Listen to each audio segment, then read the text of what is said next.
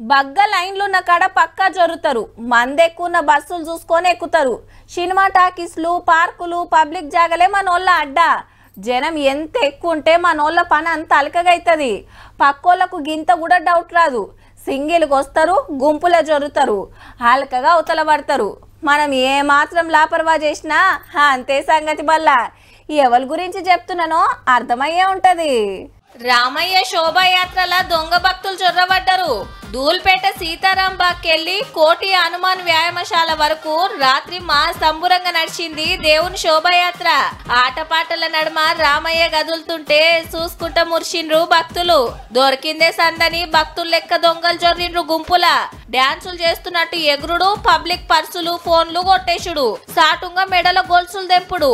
రాత్రి ఒక్క మంగళాట్ పోలీస్ స్టేషన్లనే 35 మంది మా ఫోన్లు, బంగారం కొట్టేసిండ్రని కంప్లైంట్లు చేసిండ్రంటే చూడురిగా.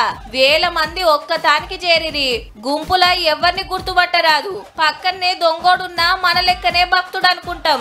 ఇగేముంది, రామయ్య మురిపెంల భక్తులుంటే దోసుకునే పనిలో వాళ్ళున్నారు. కేసులు పెట్టినోళ్ళు 35 మందే. స్టేషన్ కు పోనోళ్ళు ఎందరున్నారో.